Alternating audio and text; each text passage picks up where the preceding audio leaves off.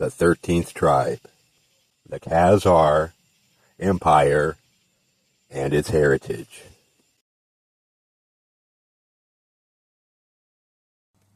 During the long lull between the First and Second Arab Wars, the Khazars became involved in one of the more lurid episodes of Byzantine history, characteristic of the times and of the role the Khazars played in it. In AD 685, Justinian II, Rhinotametus, became East Roman Emperor at the age of 16.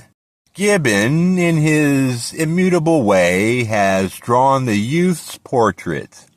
His passions were strong, his understanding was feeble, and he was intoxicated with a foolish pride. His favorite ministers were two beings the least susceptible of human sympathy, a eunuch and a monk. The former corrected the emperor's mother with a scourge. The latter suspended the insolvent tributaries with their heads downward over a slow and smoky fire. After 10 years of intolerable misrule, there was a revolution, and the new emperor, Leonidas, ordered Justinian's mutilation and banishment. The amputations of his nose, perhaps of his tongue, was imperfectly performed. The happy flexibility of the Greek language could impose the name of Rhinotametus, cut off nose, and the mutilated tyrant was banished to Chersonese in Crim Tartary, a lonely settlement where corn, wine, and oil were imported as foreign luxuries. During his exile in Cherson, Justinian kept plotting to regain his throne. After 3 years, he saw his chances improving when, back in Byzantium, Leonidas was dethroned and also had his nose cut off. Justinian escaped from Cherson into the Khazar-ruled town of Doris in the Crimea and had a meeting with the Khagan of the Kaisers, King Busir or Bassir. The Khagan must have welcomed the opportunity of putting his fingers into the rich pie of Byzantine dynastic policies, for he formed an alliance with Justinian and gave him his sister in marriage. This sister, who was baptized by the name of Theodora and later duly crowned, seemed to have been the only decent person in the series of sordid intrigues, and to bear genuine love for her noseless husband, who was still only in his early 30s. The couple and their band of followers were now moved to the town of Phanagoria, the present Taman, on the eastern shore of the Strait of Kerch, which had a Khazar governor. Here they made preparations for the invasion of Byzantium with the aid of the Khazar armies which King Busir had apparently promised. But the envoys of the new emperor, Tiberius III, persuaded Busir to change his mind by offering him a rich reward in gold if he delivered Justinian, dead or alive, to the Byzantines. King Busir accordingly gave orders to two of his henchmen, named Papotes and Bolgitres, to assassinate his brother-in-law. But faithful Theodora got wind of the plot and warned her husband. Justinian invited Papotes and Bolgitres separately to his quarters, and strangled each in turn with a cord. Then he took ship, sailed across the Black Sea into the Donby estuary, and made a new alliance with a powerful Bulgar tribe. Their king, Terbollius, proved for the time being more reliable than the Khazar Kagan, for in 704 he provided Justinian with 15,000 horsemen to attack Constantinople. The Byzantines had, after 10 years, either forgotten the darker side of Justinian's former rule, or else found their present ruler even more intolerable, for they promptly rose against Tiberius and reinstated Justinian on the throne. The Bulgar king was rewarded with a heap of gold coins, which he measured with his Scythian whip, and went home only to get involved in a new war against Byzantium a few years later. Justinian's second reign, 704 to 711, proved even worse than the first. He considered the axe, the cord, and the rack as the only instruments of royalty. He became mentally unbalanced, obsessed with hatred against the inhabitants of Cherson, where he had spent most of the bitter years of his exile, and sent an expedition against the town. Some of the Cherson's leading citizens were burnt alive, others drowned, and many prisoners taken. But this was not enough to assuage Justinian's lust for revenge, for he sent a second expedition with orders to raze the city to the ground. However, this time his troops were halted by a mighty Khazar army, whereupon Justinian's representative in the Crimea, a certain Bardanes, changed sides and joined the Khazars.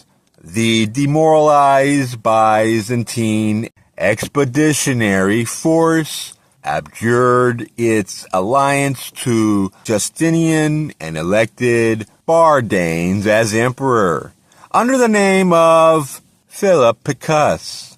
But since Philippicus was in Khazar hands, the insurgents had to pay a heavy ransom to the Kagan to get their new emperor back. When the expeditionary force returned to Constantinople, Justinian and his son were assassinated, and Philippicus, greeted as a liberator, was installed on the throne, only to be disposed and blinded a couple of years later. The point of this gory tale is to show the influence which the Khazars at this stage exercised over the destinies of the East Roman Empire. In addition to their role as defenders of the Caucasian bulwark against the Muslims, Bardanes Philippicus was an emperor of the Khazars' making, and the end of Justinian's reign of terror was brought about by his brother-in-law, the Kagan.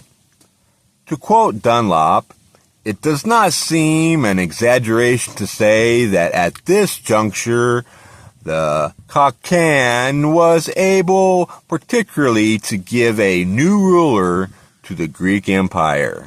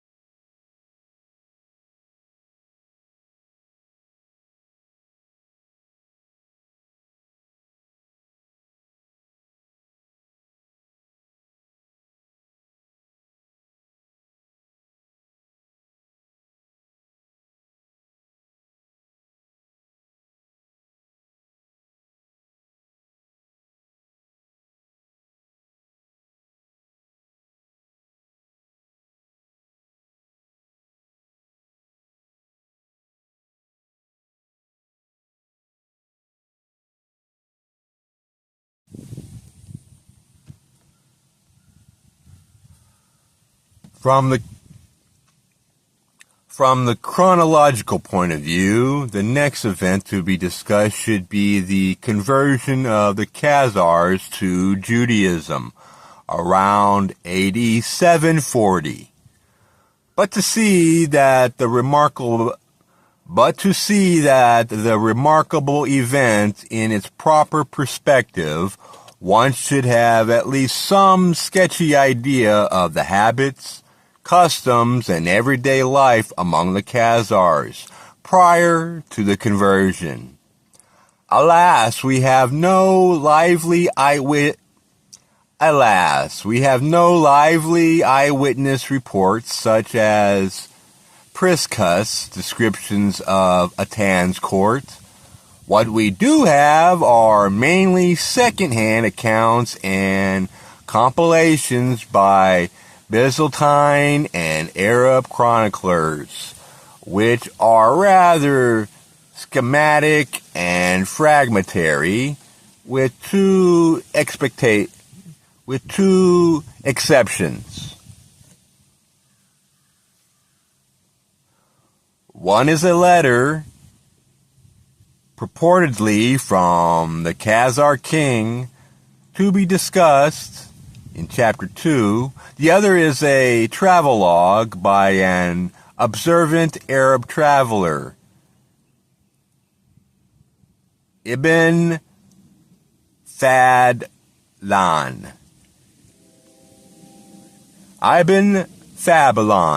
Who, like Priscus, was a member of a diplomatic mission from a civilized court to the barbarians of the north.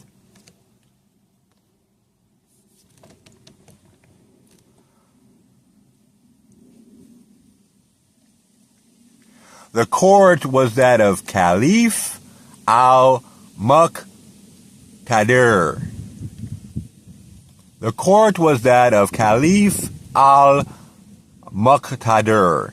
And the diplomatic mission traveled from Baghdad through Persia and Bukhara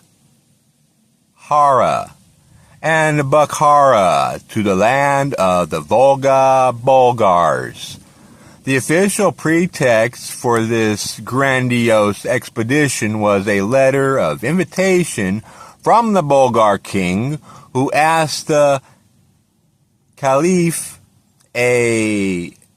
for religious instruction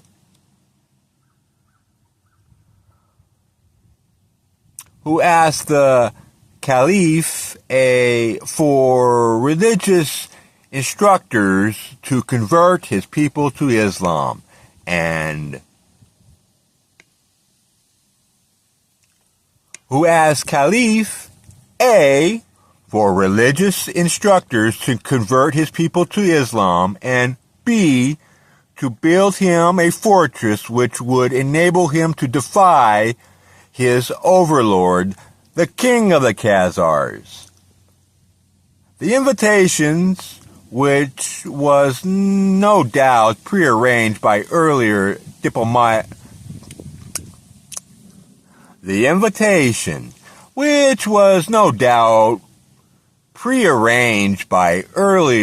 diplomatic contracts, also provided an opportunity to create goodwill among the various Turkish tribes inhabiting territories through which the mission had to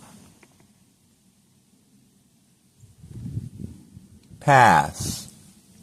By preaching the message of the Quran and distributing huge amounts of gold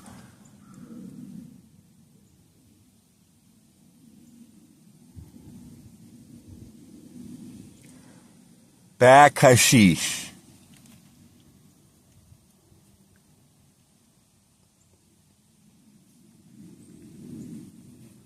The opening paragraph of our traveler's account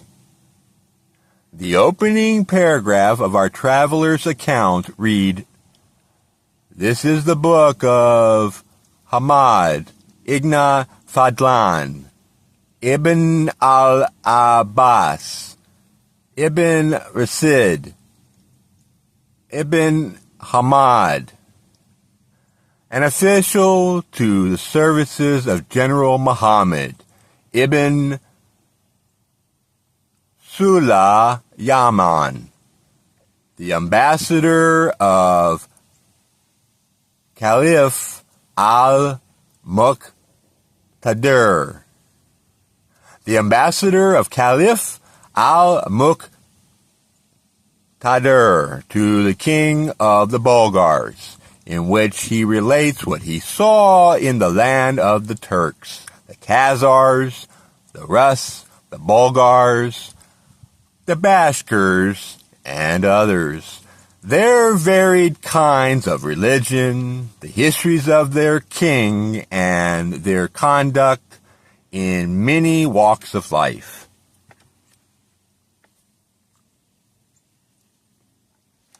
The letter of the king of the Bulgars reached the commander of the faithful, al-Muqtadir. He asked him therein to send him someone to give him religious instructions and acquaint him with the law of Islam, to build him a mosque and a pulpit so that he may carry out his mission of converting the people all over his country. He also entreated the Caliph to build him a fortress to defend himself against hostile kings. Everything that the king asked for was granted by the Caliph. I was chosen to read the Caliph's message to the king, to hand over the gifts the Caliph sent him, and to supervise the work of the teachers and interpreters of the law. There follow some details about the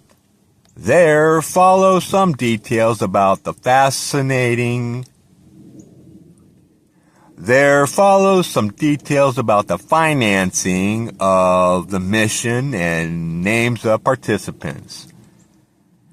And so we started on Thursday the 11th, Safar of the year 309, June 21st, AD 921. From the city of peace, Baghdad, capital of the Caliphate.